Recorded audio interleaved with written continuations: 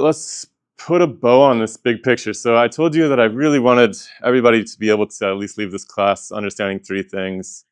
And so let's make sure we really understand those three things today. And let's make sure that you don't have any questions about any of the fun stuff we went through. Before we dive into the big picture stuff, which I think is how we should end this, can we review what we talked about last time, because it was a little bit of a technical conversation, and it might be worth remembering, because I think this particular subject matter is going to advance in the next few years. They're going to see headlines about it, and I want you guys to remember back to this class we did on Tuesday. So what happened? What were we talking about? Yeah. Hold on one second, Kevin. Dylan, go ahead. What's a cosmic microwave background? Yeah, do you remember what that is exactly? It's a very slow frequency. Yep. Um, Light. Yeah. yeah. Sort of appears to be coming from all directions, right? At least near the Earth. So what was that? What's the story of that? Somebody catch me up to speed. Feel free. What did people think of this? What happened? Kevin, you're about to chime in. The Big Bang Theory was something we chatted about, how that came to be from kind of the church kind of taking a theory and running with it, and then also I don't think that has. it was Hubble seeing the redshift of galaxies Yeah. and the discovery of the cosmic microwave background. Yeah, so you're outlining the Big Bang. So the Big Bang is the standard cosmology we have, and the first thought about this was trying to explain why the galaxies that were further away had redder lights. And of course, the reddening for the Big Bang proponents was chalked up to them moving away, like the ambulance moving away from you. The frequency gets lower and redder in this case. And then in the 1960s, they discovered this ubiquitous signal, and people had been discussing both on the Big Bang side and the non-Big Bang side that they predicted there would be some temperature of the background of the universe. The Big Bang side immediately claimed that to be the signature of the Big Bang, right? What else can we say about that? What do you guys remember about our discussion last time? So we talked kind of about like three possibilities for what the heck that stuff could... Oh, yeah, go ahead. That it was from like the ocean. Yep. And the other two were from space. One was from the Big Bang. Yep. And the other one is just like the general like universe. Yeah, it's kind of like a background temperature, right? Yeah. So, we talked about how, first of all, this signal is one of the most perfect black bodies ever detected, right? We can't even make ones this nice in the laboratory for the most part. That's pretty crazy. So there's three possibilities, right? One, it comes from the Earth somehow. There is some lattice structure that's enormous in the Earth that has a really low energy oscillation in it. And we pointed to the theory that could be the oceans. The other one is obviously the Big Bang itself. And the other one is that it could be just some sort of equilibrium temperature of all the background junk. So all the stars are constantly radiating, all the stars are constantly coming and going, and all of that dust and soot and chunks of stuff perhaps are re-irradiating some background hum of the universe in this black body fashion, the same as any other black body, but it's a kind of average situation. Which ones of, and I kind of pointed to the sort of my own personal frustrations with each one of these theories. What do you guys think? Which ones? What makes sense of this to you? What doesn't make sense of to you? Can you see how it matters? Maybe even. What makes sense? All right. Well, let's start with the Big Bang idea. So gaseous plasma at the beginning of time radiates this black body signal. It's really high energy at first, and it slowly decreases in frequency into the microwave range after billions of years as space itself expands. It's a standard story. what's the problem with that from where we're sitting in this class so far? Yeah, We don't know how it will be able to lose that energy. we don't know how it would lose that energy, but we more importantly don't know how a gaseous plasma would ever create a black body spectrum in the first place. I think that's kind of the more troubling part of that story for me. Go ahead. Also, the thing of how do you have light without atoms? That whole thing of just light not having any material basis in the standard model, so they can kind of just do whatever they want with it. I think that's at the core of this whole class, and I hope you guys will take that away with you for the rest of your lives in some sense, in so much as you even follow physics or science after this class. Physics has lost its material basis, and that's a very troubling turn of events if you really think about it.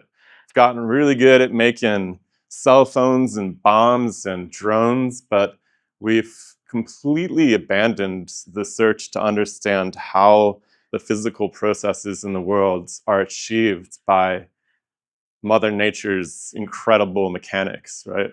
It's just a completely abandoned project. And the result of that, in the case of what we're talking about with the Big Bang, is that we don't really see a scientific community in that world that's concerned with understanding or even trying to explain how in the world this light happened without atoms even in the first place, let alone the fact that how in the world would a gaseous plasma produce the same fingerprint of light that we see from heated solids and liquids, right?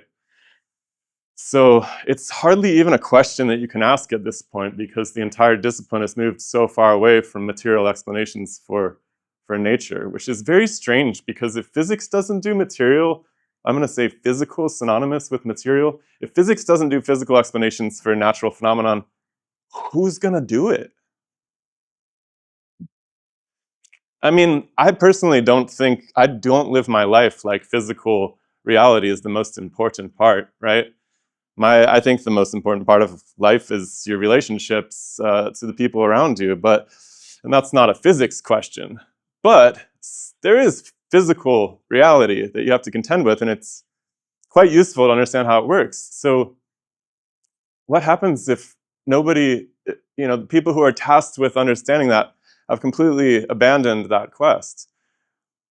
Kind of crazy, right? So I don't think this is an apocalyptic situation. I actually think that we're at the spear tip of a great renaissance in physical sciences. I'm pretty well convinced of it, and I wouldn't have thought that when I started teaching this class 4 years ago. This is actually my last class here at SOU too, so it's a little bit emotional for me, honestly. It's been a really transformative experience getting to know these topics so well. So yeah, I think we're really on the precipice of something wild happening. I think we're going to see in our lifetimes, certainly in yours, hopefully in mine, a physics that is very, very much reconnected with the quest for material mechanical explanations for natural phenomena, which is really what it was doing prior to the 20th century when things got a little bit loony, as we've seen so far. Does anybody have any reflections they want to add to that? Anybody? How does that hit you guys? You guys have any, how do you feel about this? How do you guys feel about the state of science in the world right now? How do you feel about this whole project? Yeah, B. I wish that we hadn't been taught things that we have been taught for years and years and years if it wasn't, like, if people weren't sure it's 100% accurate. Who gets to decide what's taught in classrooms? And why are we teaching things that aren't the truth? And why are we assuming that things are the truth when they're not? I love that. Yeah. So I think that part of the Renaissance is going to be the way that we teach science. And I think science will be taught as a quest for understanding that's constantly subject to revision, right? That is what the project should be about. It is not about the truth at all, right? It's really not. It's about narrowing your sea of possibilities down and recognizing that nature can always surprise you with new information at any turn. Yeah. I think going off of that, part of the reason I assume why is nuance is very hard to understand and thus very hard to teach. Yeah. to a mass audience. And I think imagine when you're a little kid, right? You're in, let's say you're in third grade, right? And they're teaching you about about gravity. Things go down. Yeah. Yeah. Like, how does that work?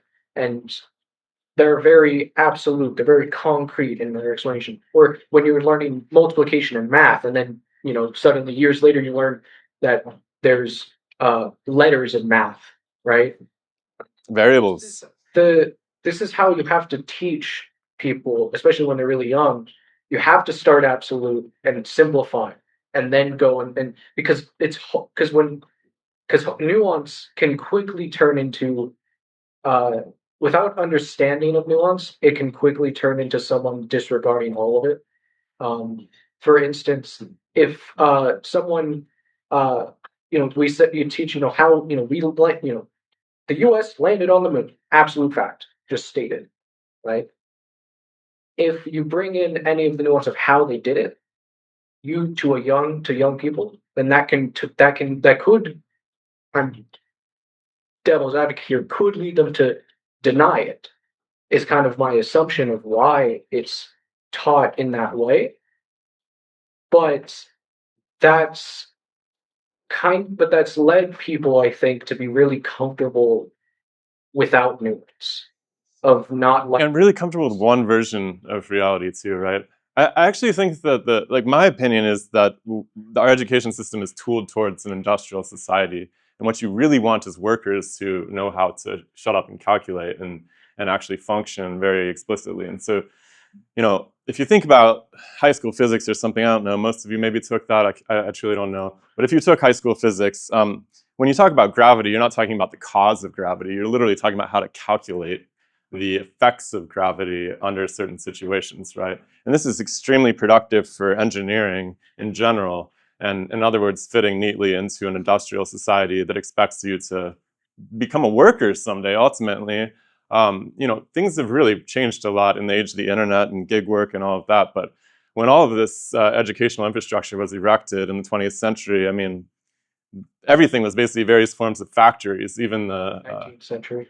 In the 19th century too. Yeah, it was it's just a very, very homogenous industrial situation. So things have shifted. I think people are a bit more, in some sense, isolated, but also more free to pursue different options than working at an office. So the education will probably follow in some sense, but yeah. People do have a hard time holding multiple things. One thing that's interesting is that if you go back, Dante, and you go back to the way that people were educated prior, like especially in private education before there was public education. I know public education's been around for a while in various forms, but there was a real fascination, particularly coming from the Greek traditions, where you pit ideas against each other and you learn by kind of arguing the merits and deficits of these different ideas. And I could see that making a real comeback in science education as well. Yeah. Yeah, and I agree. I also think that in a world, let me think about this. So where you brought I'm forgetting Her name is B. Hmm? B, I believe. B. Okay. Why are you being taught things that are incorrect? Um, you can say that about any antiquated science. Right. You said, science is not telling you the absolute truth. It's the project to, explain reality. Right. And you are taught what is currently understood. Right. I think the difference, though, is that we should be taught with the expectation that it's going to change. And be taught what isn't understood, maybe even. And that the goal is for it to change. Like, this is what we understand now, and this is what that we don't understand. These are the problems with our current models and theories, and go out and solve it. Exactly. This is what we're currently in, which is this is how it is, absolute, and you must go and just do more of it. Yeah, it's gotten really perverted to the point that that the mysteries have been converted. I don't even know a word for this, but they've literally been converted into solutions, right? So if you think about dark matter, dark energy, black holes, these are things that don't make sense that are treated as solutions. It's almost like we take the mystery and we've packaged it as if it's an explanation. I think that's sort of reflective of the broader tragedy that we're talking about here in some sense. But I don't know. I don't want to be too down on it. It's not really a tragedy. It's more of just a inflection point where this thing has to snap and reform in a different way. Yeah. Yeah, I also, when you're talking about like industry, right, the origins of public education and whatnot, I think the difference is that, for the Greeks, their society needed people who could question society, who could question their society, question what was going on, because that was productive for them, mainly because they were teaching the elites. Yeah. Well. But when, if you teach, millions of people to question everything, at some point they're going to question You. power system. They're going to question you, the people, the power system, Yeah. structure, Yeah. everything. Yeah. And it's ultimately very unproductive Yeah. for an empire to control Yeah. its subjects, Yeah. you would think. Yeah. But ultimately, they're going to find out one way or another. Yeah. So, it's like trying to delay the inevitable. Yeah. Yeah, and I don't think it's necessarily even about like question. I mean, first of all, you should absolutely question everything. But I think this is almost just learning how to think by way of comparison of contradicting ideas. So you can actually make. I mean, this is why, like, if you guys ever have a chance to go to court, take it. It is a real awesome educational experience. I got to go all the way to Supreme Court a couple years ago. It was really, really interesting. We wrote all our own briefs and everything. We got stalked by this copyright troll. But what you learn is that people can make really good arguments for really bad positions, right?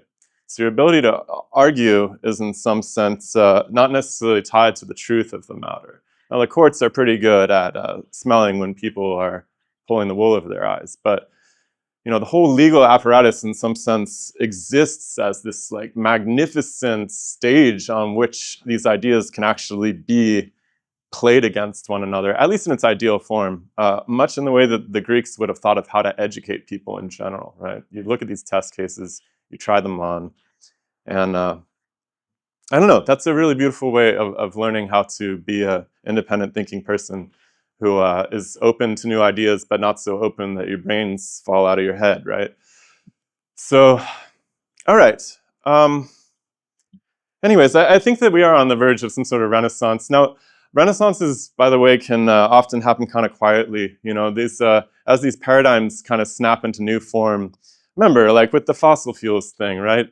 We didn't just one day, you don't see like a news article like, we're not going to call these fossil fuels anymore because we found them all over the solar system.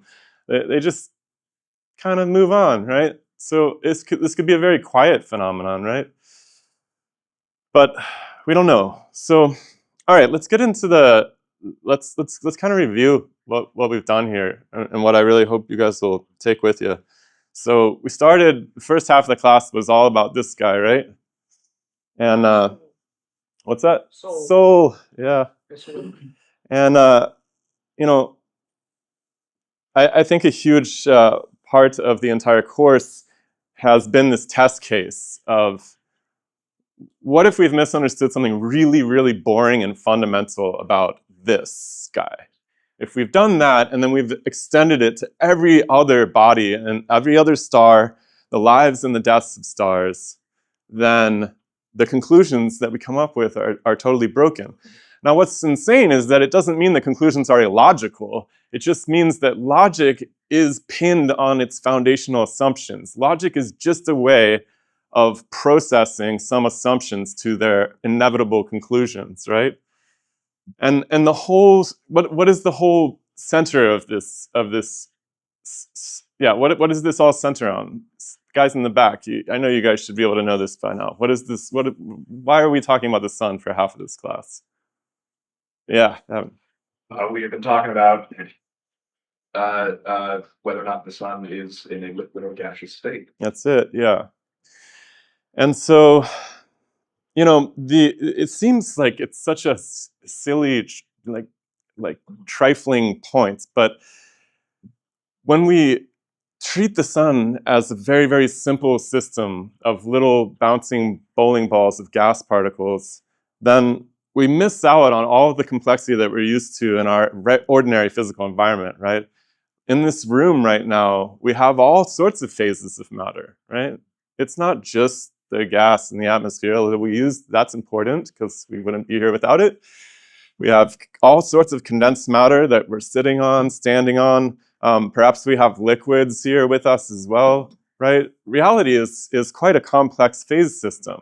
And when we look at the sun, as we went through the sun, right, through the first half of this course, we saw phenomena after phenomena, whether it was sunspots, the ripples on the sun, the core rotation, and the solar cycles. And all of those things lend themselves to really neat explanations if we imagine something a little bit more complex. I would go so far as to say something a little bit more realistic than a simple ideal gas, right? Things start to kind of make a lot more sense all of a sudden. So why do we think that the sun can't just be an ideal gas? At least myself and my colleagues, yeah. Because once you compress gas past a certain point, it turns into a liquid. That's a very reasonable point. And of course, they didn't know that when they created the gaseous sun. They weren't able to achieve those experimental conditions. Yeah. I mean, right here, the sun produces a near perfect black body spectrum of light, and we know that gases are incapable of doing such a thing, and that only some Yep. condensed matter, solids and liquids, things with a lattice structure, um, where the atoms are connected to each other physically, is able to produce such a spectrum of light. Yeah. I think that's kind of the main thing. I mean, this isn't a perfect black body. You can see the little divots in it from the gases in the atmosphere. And honestly, if you go back to looking at the thing, you can, this isn't maybe the best high-res picture of it, but when you really start to stare at pictures of the sun, you start to see all these phases playing out, right? You see the evaporation at the surface. You can see liquid-like lava flows. You can see clouds and rain. Like all of these processes are playing out, and they're quite obvious. And the solar spectrum reflects those things as well, is the funny thing, right? So, just to be really clear, I just wanted to show you guys this. This is what a helium spectrum looks like. This is what a hydrogen spectrum looks like, right? These are gaseous spectra. So that's the lines, right? These are the lines that I keep referring to. Gases give individual frequencies off, right? Helium, hydrogen. The sun is 75% hydrogen, 25% helium. This is the solar spectrum. This is the spectrum of a light bulb, a heated solid filament of metal, okay?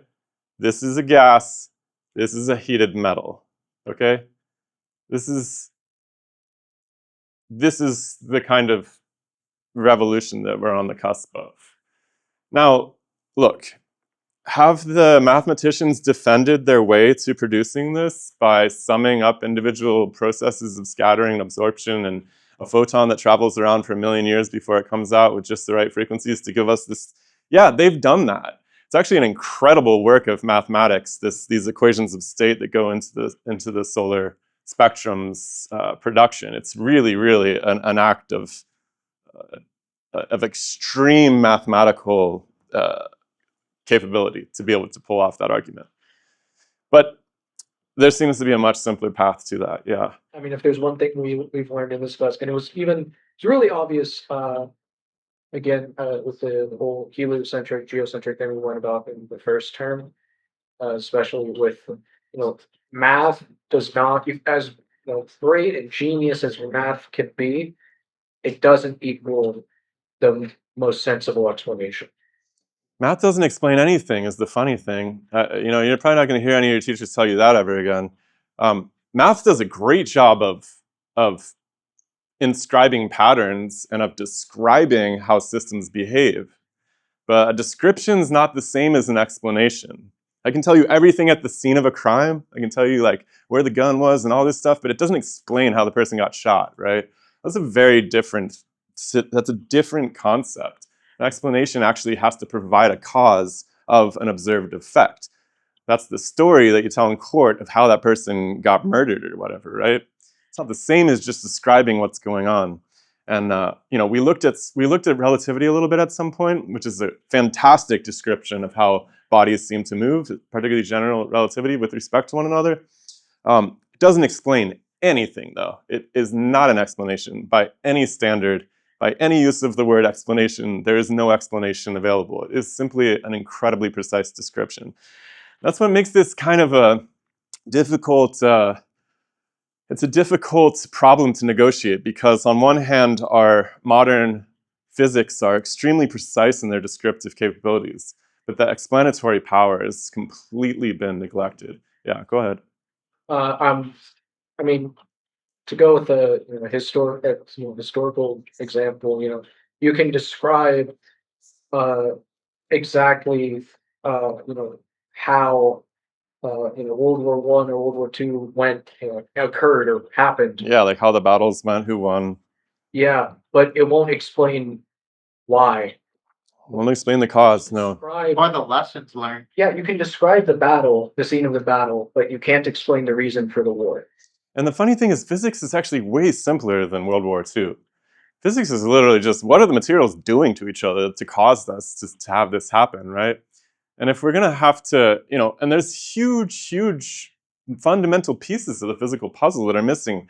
I mean, how in the world are we ever going to be able to explain the light from the sun if we can't explain light itself in a physical system, like a physical version of light? That's a real problem. So, yeah, we'll probably be searching for explanations forever, I hope, actually, because we can always refine our explanations, and we're going to have our minds blown more than once. This isn't the first time, it won't be the last time. But I do think that making physics less about metaphysics and more about material mechanical processes will get us a little bit closer to making sense of what we see, anyways. All right, so who cares? So there's potentially this huge renaissance underway with respect to how the stars work. We talked a bit of the downstream consequences of that. What are some of the downstream consequences of it? Back to the room. My sleepy friends on your phones. Such a tragedy. Guys, who cares? Why does it matter if the sun's a liquid or a gas?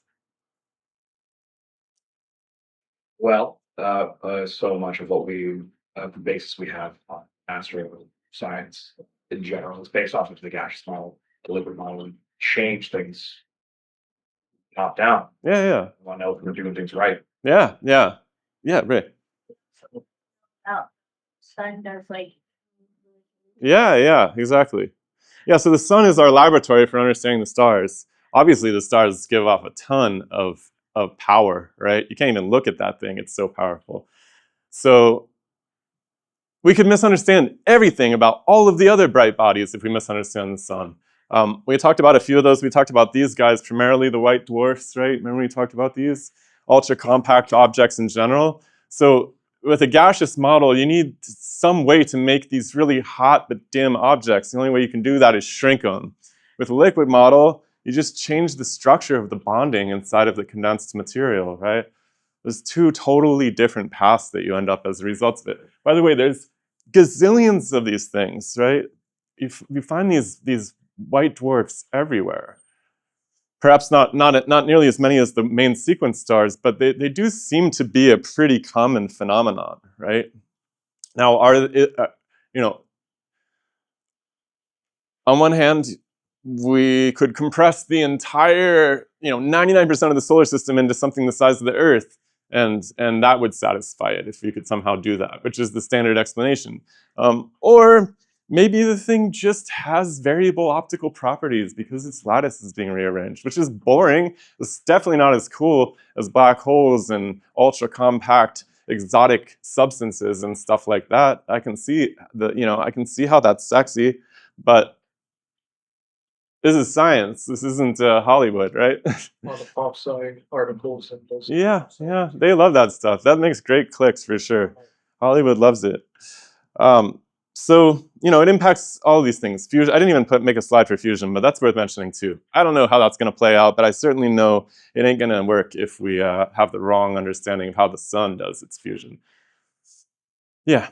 Also, if we are able to understand light better, then I can see a world in which solar power becomes significantly more advanced, and Yeah, uh, yeah, that's a lot of energy out there, right? Yeah. And the interplay between light and electricity is a whole, we could talk about that for an entire course if we wanted to. It's pretty fascinating. Maybe you guys have picked up a few details of the way I'm thinking about that along the way, but same with magnets. yep, yep. Magnets are a huge part of reality. I mean, we talked about magnets maybe in being part of what organizes these galaxies in the first place, why they end up looking the way they do, and why they don't seem to be just a solar system type of system. They're not quite like a solar system. They don't rotate properly, right? It's not quite as simple as something big at the center pulling everything around.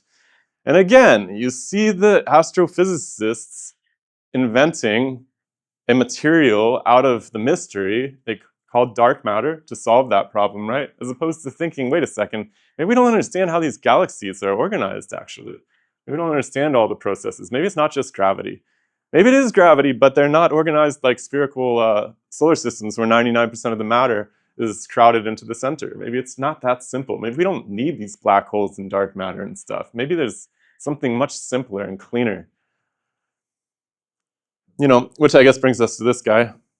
We talked about that, right? We talked about data filtering and how maybe even as you guys aren't even going to be scientists, that's something to watch out for whenever you see something in the news that's some scientific report about something. You really got to challenge yourself to ask about the actual basis of that. I mean, even I'll get you 1 second. So even when someone sends me some sort of incredible finding or whatever, I almost always have to go and look up that paper and see how they actually did it. What did they actually see? What are the sensors actually detecting? How much of their data did they throw away, right? And in the case of this guy, I mean, they threw away almost all of the data. There was I think 6 or 8 pixels of the entire operation that were retained for this final image, which was then, essentially Gaussian photoshopped into existence. Yeah, I'll get to you 1 second. We may have gone over it in class, and I didn't write it down, but is that data still somewhere, or is Yeah. it? Well, it's actually on hard drives, which is kind of funny. There was allegedly a dump truck full of hard drives that were mailed around the world and compiled. Of course, the final image could fit on a thumbstick or something because they got rid of all of those. Are they doing anything with that data, or is it just sitting? I don't know. I don't know. Yeah, it is available though, right? So if you had there is, like I said, that it must be somewhere because that Japanese team, maybe within 6 months, had reanalyzed the data. I think they must have inventoried it and put it in a public location. So a lot of papers, especially the top tier journals, will make you submit your raw data to some sort of archive where people can download it. And so, yeah, they must have compiled it in some smaller fashion so that Japanese team could analyze it. Okay. Even outside of direct like science and physics, um, data filtering is something you have to watch out for. Like, for instance, in my field of video games, of video game design, NVIDIA is notorious for their data filtering when they're trying to prove how their software is the best. Software, AI companies too. Yep. all this stuff, and it's like actually you just left out the whole part where you created the problem that you're now solving. Yeah. These are the benchmark tests. Just going to filter all that data. Also going to filter all the diet. I'm just going to show you still images rather than it actually in motion. Yeah. Filter all that data. Yeah. Just going to clean that out. Yeah, so there's a lot of selection. There's a lot of problems with the way that we go. This is called epistemology, by the way, but it's like, how do we come to know anything, right? And there's serious problems with that. And filtering, kind of having expectations that you tailor things to, which is what a lot of these companies will do, right? They'll say our AIs are super intelligent, but they've basically taught them the test. Even in some sense, the way that we think about intelligence amongst human beings, I think, is a little bit filtered, we could say, right? Because, people, I've known people with incredibly high IQs before, for sure, and I can tell in about 5 seconds. But they could still be, they are often missing some really big pieces of the bigger puzzle. And I'm not sure that it comes, that intelligence itself is easily reduced to some test that you give to a computer, to a person even. There's a lot of factors that don't make the ticket, and that's kind of interesting. All right. We also talked about this data filtering situation, right? So this is perhaps the most famous cosmic picture. We don't need to, I guess we don't need to do any more on the microwave background unless you guys want to. But obviously, you know, the strongest microwave signal measured at L2 by both Planck and the WMAP satellites was the galaxy itself. They deleted it, which was basically almost all of the signal. How they did that without prior knowledge of that, I have no idea how that was justified. I still can't answer that question for myself. So data filtering is a real problem in the stories we've been telling, but it's also just going to be something you guys just constantly encounter, and you got to be really, really, really careful about that. I hope that that will make its way into your lives somewhere, even outside of this science stuff. Once you all move on. All right. You know, kind of what this all comes down to, I guess, at this point is so. I wish this chart. This is from your book, I think. But I wish the chart went back even further, because if you went back to the 1800s, of course, ordinary atomic matter would have been everything, actually, right? And then the 20th century happens, we zip up to the 1970s, and all of a sudden, in order to explain the universe, we basically have to cut out, basically have to introduce some invisible stuff that we can't possibly detect. We give it a name and move on. And now today, by the time we're teaching this, basically atoms, let's say material reality has been completely marginalized. You can't even see the sliver that it constitutes on the current cosmological pie chart of what makes up the universe. And that's such an interesting transformation. I mean, to me, it looks like it's about to break, but it is certainly a very non-physical reality that's being proposed. Now, by the way, who cares if this Big Bang thing is, you know, gone completely off to Fantasyland? Why does it matter? Narnia. It's on Narnia. Yeah, you have an idea. Do you want someone new? No, go ahead. Because if we don't make sense of reality, why should we make sense of anything at all? I think that's probably the most important reason. I'm going to come back to that one. That's really, really important. What about for science? What about for other sciences? Yeah, Kevin. It allows for a lot more time to explain things. Yeah. These supposed black holes, which could be, as I believe we talked about it one time, black dwarfs. Yeah, they could just be cold.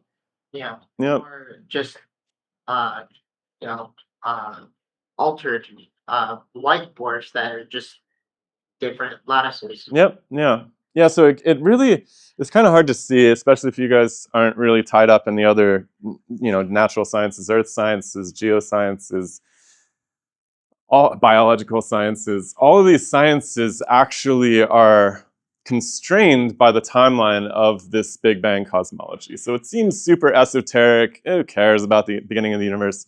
Well, I would ordinarily agree with you, but the reality of the situation is all of the other academics look up to these guys in terms of what kind of story they're capable of telling, which is really wild, actually, because, people in the biology department, people in chemistry departments, people in geophysical departments, they don't know anything about cosmology, but they just kind of take these guys' words for it, right? Oh, well, we know, because these brilliant mathematicians have told us the universe is only 13.8 billion years. There hasn't been time for these stars to cool off, right?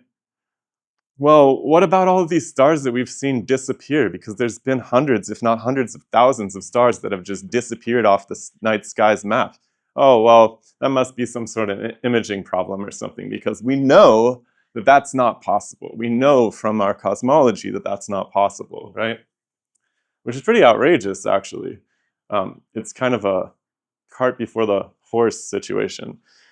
Yeah, go ahead. I do think it's kind of funny how this completely theoretical idea is so powerful in their minds that the what they observe, what they physically observe to be true, they deny because of this idea that they cannot possibly observe. Isn't that wild? Yeah. And Rather point to magical, you know, energy and matter that they cannot possibly observe and will never be able to observe because it isn't real. yeah. Before they will admit that what they see is what's true. Yeah, this is, and I guess this is kind of the troubling aspect of it is that people, I often say that all of the scientific departments have physics envy. Like everybody kind of looks up to the physicists like they're the smartest kids in the class a little bit, right? Because, well, there's a lot of reasons. We could talk about why that is. But in some sense, I think it's because these arguments that result in this, they're not physical arguments. They're mathematical arguments, right?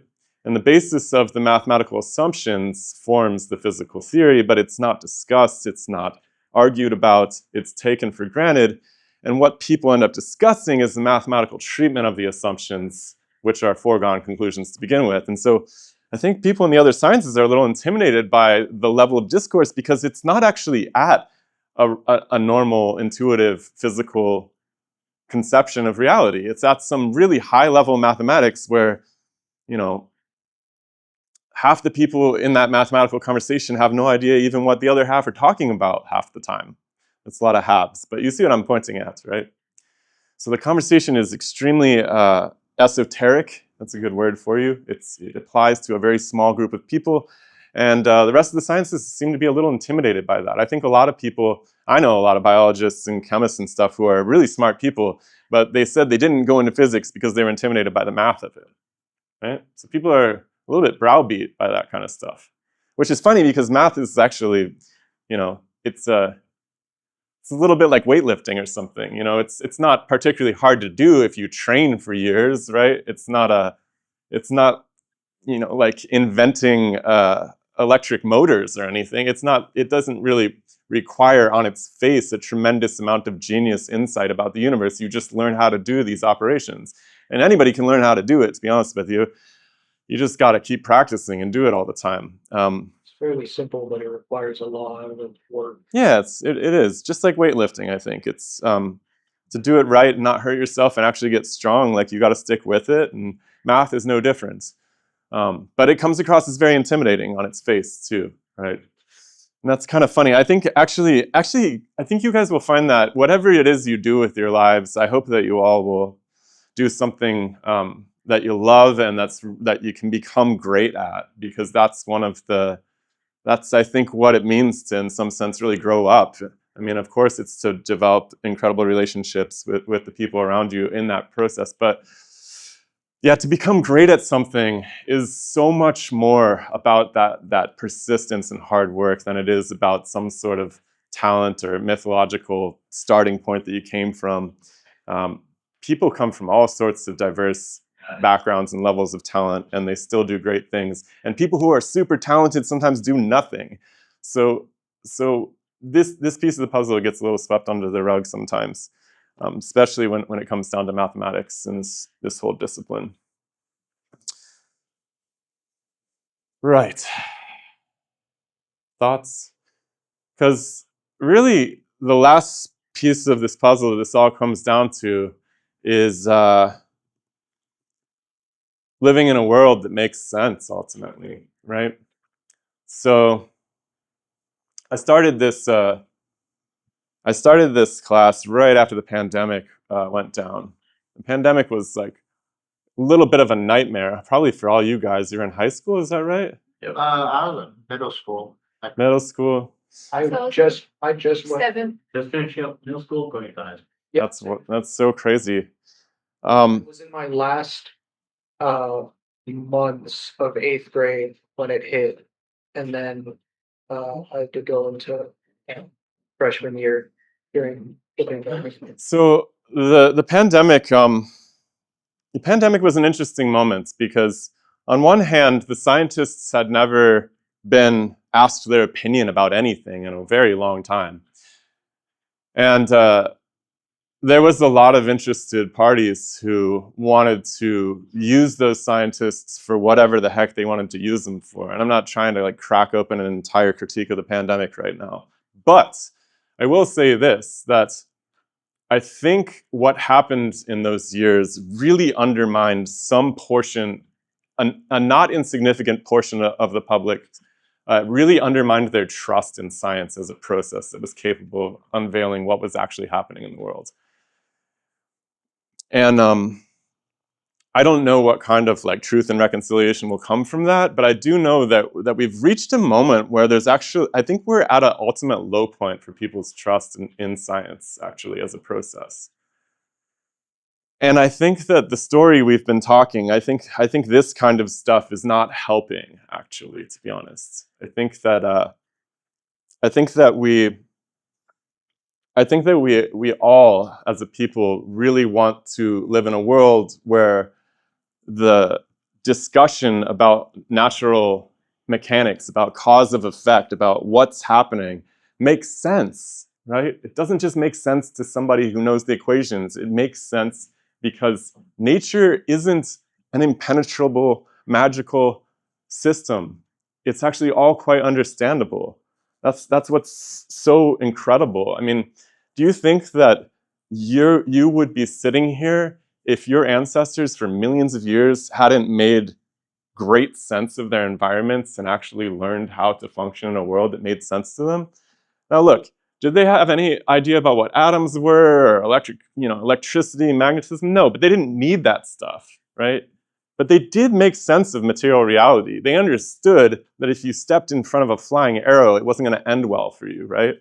And that doesn't require any, magic in order to make sense of. So where it mattered, people did make sense of things. And that's the only reason we're all even here today, is because our ancestors did make sense of the world. Now something really, really troubling happens when societies stop being fixated on making sense. This has happened many times before. This is, if you ever study the decline and fall of great civilizations, you always see these huge waves of irrationality pass over the society before it falls apart. All the way from Rome to the Mayans, you see the same thing, right? And usually,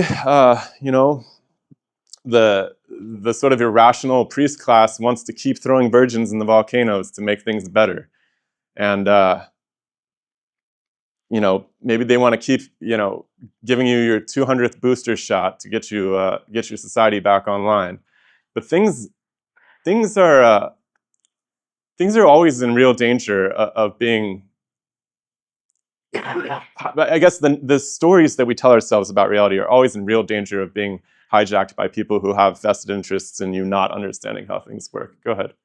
Yeah, Soviet Union is also an example. Yeah, it's a great example. Because at a certain point, when they decided that they didn't have to explain anything to anyone anymore, and that led to, from the 70s to the 90s, that completely led to them just utterly collapsing as a society, and eventually their whole project just fell apart and everyone gave up. Yeah, and you know what? You're right. It happened in Soviet Russia. It happened in Maoist China. It happened in Nazi Germany, although some of Hitler's generals tried to step up a few times and it didn't work out for them. But in general, people just kind of went along with the madness, right? It happened in Civil War America. It happens even in small groups of people, right? It happens even on sports teams, right? If you stop really trying to understand what's happening, you just start taking somebody's word for it, really, really bad stuff almost always happens. And by the way, if you're the leader, I hope some of you will be, because being a leader is kind of awesome in whatever you do. If you organize the team, you got to really watch out about surrounding yourself with people who aren't going to try to make sense of what you're doing. People who are just going to say yes to everything, right? That's a really dangerous situation to find yourself surrounded by people who just say yes to everything that you put down, right? So we want to avoid that. And I do think that we're going to be all right. I'm trying, I don't think that this is our fate. I really don't. I think that we are in an incredible moment for humanity. We have the possibility of living in one of the most peaceful, prosperous, least impoverished moments by an order of magnitude, maybe 2 orders of magnitude from our ancestors. We're really on the precipice of something great here. And it would be a terrible tragedy to have to go back to square one and do it all over again. Not even because, it's going to be a disaster where people are starving to death in the streets and there's war and all this stuff. That's going to suck too. But man, just to have to do it all over again and get back to this point where we have to actually set ourselves on the right track just seems like a huge waste of time. So I don't know. I think that I hope that the story that we've covered in this class actually points to something much more beautiful on the other side, which is a cosmos that is knowable, that's understandable, comprehensible, and doesn't require our reliance on some esoteric class of people that tell us that A does not equal A and up is down, and you aren't smart enough to understand it. That's an incredibly scary message to come across, especially from something like an art form like science, where the whole point is for me to get my ideas into your head. That's it. I'm going to try to understand something. Maybe I'm wrong. I told you guys how I think atoms work. Maybe I'm wrong, but at least I'm going to get that idea into your head, and you can go and wrestle with whether you think it's a good idea or not. I personally don't care. You can, if I have a theory about how the sun works or whatever, I'm going to get it across to you. And you can do with it what you want. And I personally have faith in the fact that good ideas tend to pan out, right? When people tell me good ideas and I take them home and chew on them, I usually incorporate them, and the bad ones, I discard them. And I think we're all capable of that. Go ahead. And beyond that, perhaps you take, that idea of, your model of atoms, and you modify it a bit, or you expand on it, and you come out with a modified version. Yeah. Perhaps that's closer to the truth, or not. Yeah. You did something with it. Yeah. Or there's a foundational mistake. Maybe it works really well and gets us further down the line, but we have to step back, 2 steps forward, 1 step back at some point. In some sense, I hope this really comes across with this class. It's like we've collected so much incredible data about the stars, right? I mean, all of this work has not been for nothing just because we misunderstood starlight. We still have tremendous quantity of information about the stars over the last 100 years. I mean, about the galaxies, right? We have so much data, right? And to just look at it differently might result in incredible amounts of new understandings that we haven't even scraped the surface of in this course so far. I think that that's really what we're looking at in the future. Yeah. How can you ever correct a mistake if you never made it in the first place? Yeah, well, yeah, that's a good life lesson in general, actually, though. It's kind of funny, I think this has been one of the hardest lessons for me to learn as a human being is it's okay to actually make mistakes, even with the people you love and your friends and your family and stuff, as long as you own it. No one's ever going to hold it against you if you're just like, yo, I'm sorry, I was being a jerk. I screwed up, right? That's it. That's all it takes. You can just move on. You can just have a beautiful life. You can have beautiful relationships. You can have a beautiful science. It's okay. We misunderstood how the sun works. No big deal. Who cares? Let's go. Let's figure out how everything else works now, right? That's a beautiful world that we are very, very close to living in, I think. So, some civilizations last longer than others, and I think the ones that do have a very internally consistent way of looking at reality, and I hope that we're one of those. So, all right, what is outstanding so far? What kind of questions do you guys have about the physical universe, let's say, that you feel like this is your last chance to ask anybody who's going to give you some sort of consideration beyond a textbook? Maybe you'll meet some people like that at some point. But poor kids who take this class next year will not be having this experience. I can guarantee you that. Yeah. This is big, but are there any other like just big things that we've been taught since elementary school that aren't actually been taught? Oh my God, so many, yeah.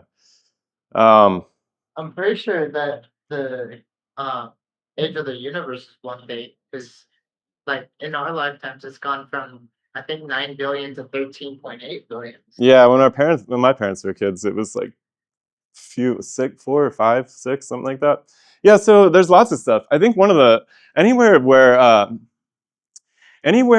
people are getting lots of new information is usually one. So like one of my favorite worlds is archaeology because we get these stories. People get really, really used to their stories, and information can get buried. It can get buried in the dirt. The archaeological record is really, really spotty, actually, and a huge part of the early development of at least this most recent history that we have here in the West, our scholarship. Right before that, most of the water was tied up in the poles, which means the sea levels were a lot lower actually, like 300 feet lower, which means since people, I don't know if you guys noticed, almost everybody likes to live on the coast. They always have, right? So there's a lot of cool stuff that's just lost under the oceans. And the more people learn about the past, the less that the stories that we inherit make sense, I think. So that's a cool place. But honestly, there's so many. And, you know, this is, yeah, go ahead. Yeah. There's also the fact that like when I at least when I was a kid I was like really into dinosaurs just like everybody was, but like really into dinosaurs. Nice. And like it was very recent that we discovered that they had feathers. Or Yeah. some had feathers. I don't They're know about closer to birds. Yeah, there's a lot more to it. Yeah, we did dinosaurs last semester for anybody who wasn't here. Yep. But you know, needless to say, those huge beasts would have a hard time standing up in the world we live in today. It's not an accident that animals have the size that they have, actually. It's very much a selective process based on the environment they live in. And it seems like the Earth was very different 60, 70 million years ago, 100 million years ago than it is today. I don't know how much I want to preview of that story. Go ahead. One of the ones that I bet a lot of people had when they were younger was you're like water is blue, and then you're like corrected, and they say, well, actually, no, water isn't blue; it's just transparent. And actually, it is blue. It's just very faintly blue, and you require a lot of it to be very condensed for it to be blue. But that's why you get blue glaciers. Boom. Same with air. Air has a color, and it's actually slightly blue. It's even. The nitrogen, yeah. Um, Yeah, these things are very complicated. Yeah, water actually scatters different colors differently. All transparent media do to some extent, especially the charged ones like water. It's very complex, actually. I forgot to put a slide in there here for this, but we do have a book coming out, which I hope you guys will, any of you who are interested in the material side of fundamental physics. My wife and I have been working on it for like 10 years. It's going to come out in April, and I think that's what we're going to be busy with next year, just promoting it and doing the rounds and all of that. Yeah, we'll have it up on Amazon and stuff. You can just search my name. You'll find it if it interests you. Or email me, and I will get you a copy of it. I'll get you an electronic copy at least. Are you not going to sell it at the SE bookstore? I don't know when I'm going to be back at SMU after today, but yeah. it might be a while. Yeah, we'll see. I don't know. Maybe maybe yeah. I'd like to teach a different class if I did it. This has been fun, but there's so much stuff I'm interested in beyond this, honestly. And the material atomics stuff is a huge passion project for me. There's so much. If you think this is crazy, try try on the revelation that atoms are just simple material bodies, and all of these basic invisible processes can be explained in terms of the motions of atoms in this interconnected system, which I believe they can be. So that might keep me busy for the rest of my life, actually. Yeah, maybe I'll teach a class on that somewhere. Maybe not here, though. Yeah. speaking of that, like atom thing, that um might be in your book, but I don't know. If with all of the like your idea of like the filaments of the atoms, right, to explain their infinite range, At basically least very far, yeah. very far. Yeah. Wouldn't that because there's so many of them, wouldn't it basically end up becoming like a fabric? So like kind of like a lattice, Yeah. kind of Yeah. supposed to act basically like either a fluid or a solid at some point. Yeah. So like the hairy atoms that I've kind of used for a lot of this stuff, that's what Dante's talking about. First of all, it's a wild oversimplification for sure, right? So I don't imagine that if you were able to zoom down, what was the name of that children's book? Do you guys read that, like the Magic School Bus or something? The show too. Yeah, I don't imagine if you could magic school bus yourself to the size of an atom that it would look exactly like I have drawn for you guys. I think it would be a bit more complex. And like you said, all these filaments are going to intermesh in really interesting particular ways. And they're going to be crossing paths, and there's going to be quite a network that emerges, which is extremely dynamic. Yeah, my goal with that is not even necessarily it's not so much to advance the final theory of how the atomic world works. It's more to provide a path forward, right? It's more to say, hey, how about we use structures to explain how these things interact, as opposed to mysterious disembodied magical forces and zero-dimensional force carrier particles, right? It's more of a clarion call, like, hey, we can do this if we want to, because most of the time, you talk to your physics teachers in high school or something, they'll point to all of these paradoxes, well, the double slit experiment, the three polarizer paradox, the wave particle duality, right? And we're kind of saying, well, those don't have to be paradoxes. There's a structure you could use for the atom that would make all those paradoxes go away. It might not be the right structure, but it is possible, at least. That's all we're saying, really, right? Could you say though, since that those filaments Yeah. act with in that interconnected knit Yep. acts like a lattice of condensed matter in quotes. Yeah.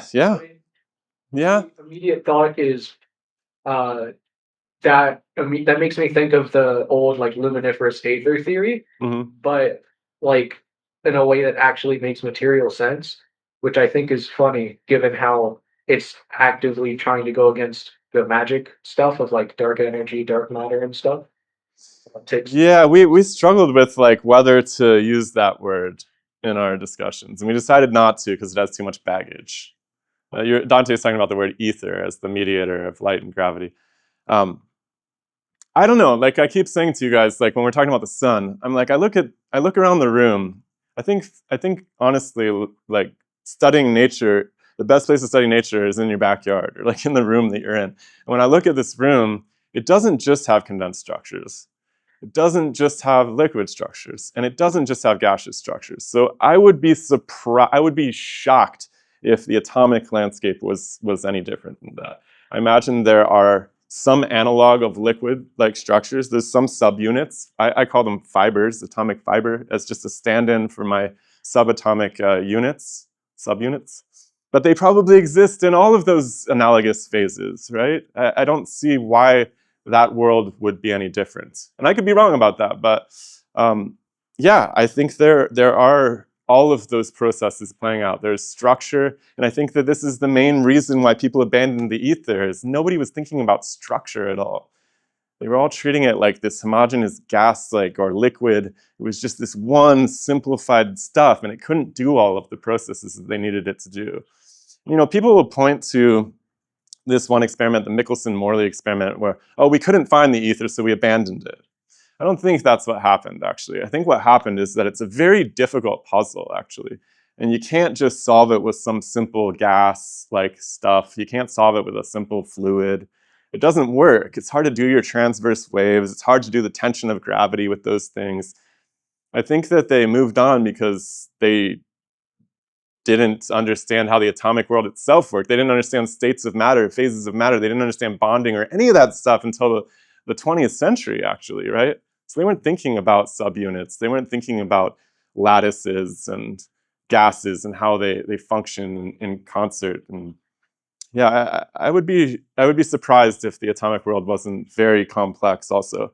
But that doesn't mean that we can't start with a pretty simple model of it that would be more or less functional, and then, you know, use that as a starting place. That's kind of what we're hoping, actually. So that's probably what I'll be doing for the next 10 years or so, just cleaning up the mess that book makes. And that'll be fun. What else? Thoughts? Yeah, It's the best place to stay up to date with you, your podcast. yeah. So if you guys don't know already, my wife and I have a podcast. It's called Demystify Sci. We're going to keep working over there. We've actually been kind of lazy about it the last season because we're working on this book so hard. We're in the finishing stages of getting it out. But we'll be back on that train full time pretty soon. But yeah, we do. And we explore all those things too. The little pieces that we love all the stuff that the grade school stories have completely departed from what we know now at this point. So the whole point of the podcast is to search for the theories and ideas that are going to be popular 50, 100 years from now. We don't really care about the ones that have been popular for the last 50 or 100 years. That's not the interesting stuff to us, as you can tell, probably. Yeah. I just wanted to mention that earlier when we talked about dinosaurs, you guys did do a video on that That is true. a while ago about the what was it called specifically? Like the expansion tectonics and stuff? Yeah, And like the mini net. it was like how Earth had like a what was it, Neptune-like Yeah. atmosphere at one point. Mini Neptune.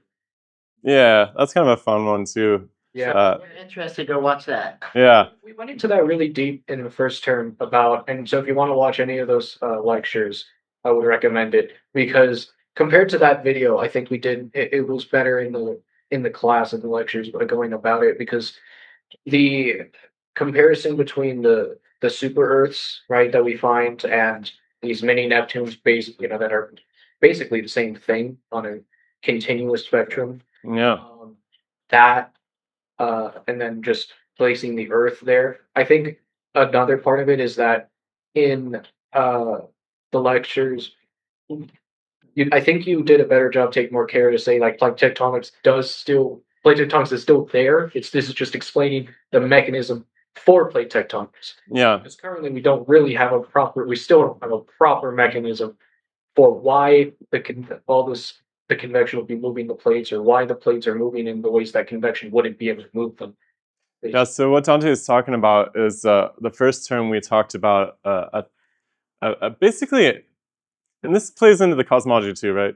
Because we talked into this model. So when do you guys know about plate tectonics? You guys have heard about it a little bit. Earth's kind of the continents are moving around or whatever. So From the West Coast. yeah, you should probably know about earthquakes and stuff. So that is actually a pretty new idea, and in the 50s there was actually two contending models, neither one of which was popular with the scientists at first.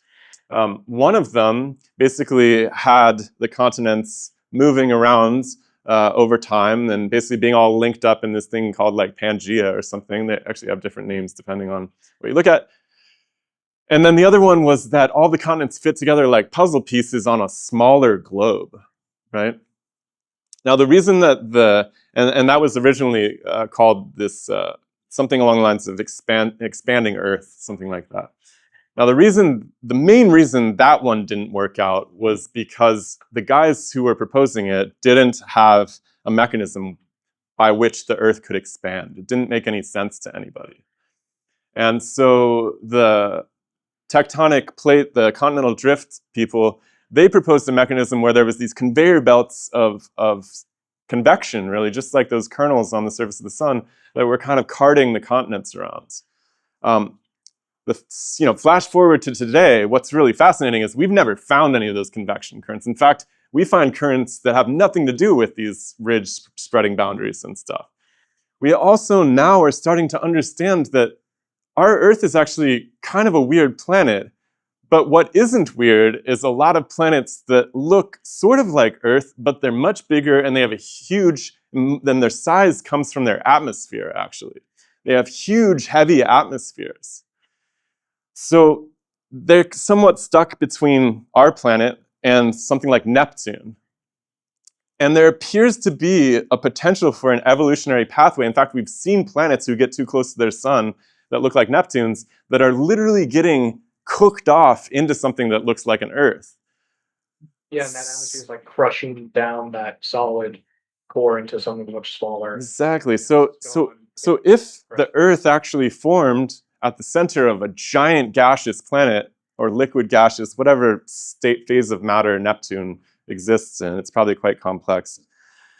If the Earth was actually formed as the core of a much bigger planet, then as you decompress all of that mass, you unload it, as its atmosphere is stripped away over eons, then you actually do have a rebound process possible, because even the Earth itself has an elastic modulus. It's actually springy. It's pretty stiff. It's very stiff, actually, but it does have some elasticity to it, and we would expect a rebound. And people have, there's been a lot of attempts to argue this point, but it's in some sense always been constrained by how much time it would take to happen, which is why this cosmology thing rears its head once again. Yeah. Let me say one more thing then first. Hold that thought. Hold it. The other thing, to tie this back to the dinosaurs, if you guys care at all about dinosaurs, is if the Earth 100 million years ago had a much thicker atmosphere, that doesn't mean that it would have more oxygen or more nitrogen relative to each other. It might still have 20% oxygen, 80% nitrogen atmosphere. But if it was much thicker of an atmosphere, then there would be much more buoyancy available, which means that giant animals would be, in some sense, you could think of it almost like floating in the atmosphere, because the atmosphere is so thick that it actually supplies, the gravity pulls it down and it lifts up the creatures, just like when you go swimming in the ocean. It's a buoyancy issue, right? And so all of a sudden, a lot of paradoxes from the dinosaurs start to make sense if you use this. And actually, you don't even need that thick of an atmosphere. It's only got to be like 3 times as thick as it is right now, right? We know the Earth got smashed by a giant asteroid at some point, too, towards the end of the dinosaurs' reign. So it doesn't strain the imagination too much to try to figure out what happened to all that atmosphere that we lost, right? So it's a really interesting theory. I don't know if it's right, but it makes a lot more sense than these kind of impossible creatures, particularly the ones with wings that don't seem like they had any chance of flying. Could they have been ornamental wings? Maybe, but I don't know. I don't think so. Yeah. The other thing was that currently plate tectonics still doesn't have an actual mechanism. They don't. Why, specifically for why the oceanic plates and why oceanic crust is so young and cycles so fast, because we have no idea where it came from initially, what started that cycle. There's no explanation for it, because we know the continental crust is as old as the planet, theoretically, or as old as the last time it melted. But that oceanic crust is very young, it's basalt, and it cycles every like 300 something million. It's really fast. Yeah, the ocean floors are only a couple 100 million years But old. we have no idea what started that cycle. But with the decompressing Earth theory, it would make sense that as the old crust is cracking and spreading apart and it's decompressing, this new crust that's opened up is cooling fast. Yeah, yeah. And then that could be the reason. Yeah, the yeah. cycle starts. It makes a ton of sense. Again, I don't know if it's true or not, but it makes a ton of sense. Especially when you should go look at a map of the mantle plumes, right? Because if this continental drift thing is powered by these convection cycles, then you would expect that where this magma is rising up, that you would get seafloor spreading, you would get the motion, you would get these convection cycles, and the continents would kind of be surfing on it. They're completely disconnected from the location of these fault systems, actually. It's really, really wild. So, I don't know, man. There's a lot of stuff that's probably going to be blowing our minds about the way that we thought about things originally. Yeah. A couple of teachers and like lecturers who believe in that kind of expanding Earth like theory, just because Really? I want to be a seismologist when I'm older. So Wow. that's Oh, cool. I didn't know anybody was even aiming to be a scientist in here. but Heck yeah. I've definitely got a few lecturers this year who are like very focused, but the Wow. straight they're looking at is like how old the Earth is. Wow, that's really cool. Well, Dante's points about the dating of these rocks can only tell us the last time they melted. These things could be really, really old, especially if we don't have a cosmology that says the whole thing had to have happened in 14 billion years. We could be talking about lots of melts and lots of melt cycles. I mean, if Also, yeah, go I ahead. also think it's interesting how beyond the fact that there's just water in the crust really deep. Oh yeah, lots of it. But also that I think part of the problem with the old expanding Earth theory, beyond its complete lack of any mechanism, is that it couldn't explain all of these things that we observed. And I think that there probably is some level of, because obviously what we observe from plate tectonics does happen. Yeah, the continents are moving. Know that the oceanic crust does subduct under the continental crust anytime they meet. That does happen. We know the continental crust, if it ever hits something else, it does create massive mountains. And stuff. It seems to be that, yeah. But that there's a through line explanation of how all of that is moving. I think that is basically you're combining the two theories. Yeah. I like to call it expansion tectonics to kind of bridge the gap a little bit. Tectonics, yeah. Decompression is good. All right, so yeah, we're really close to the end of this thing. Kevin, what do you got? We could just continue talking about it after class. 2 minutes. What do you got? I was just gonna say this kind of plays into what we were playing with earlier, with the HR diagram with the evolution of stars, and your thoughts on how if we allow the Big Bang to just have its own little world and we just expand on what we know, stars can die off, become gas giants, become solid planets. And Yeah. That's kind of the ultimate extension of all of these topics is that, look, if the line between star and planet is really dependent on the cosmology, and the line between giant planet and Earth-like planet is a matter of time and evolution, then we might be all standing on a dead star right this second. That's pretty far out. which opens up a lot of possibilities. Opens up the possibilities. I don't know. Also helps explain why Earth is so weird. It is a weird place. It's very unique. It might be much older than we think. But all right, guys, it's been lovely having you, and I wish you all the best of luck. Don't fail this class. Do your final projects. I look forward to reading them.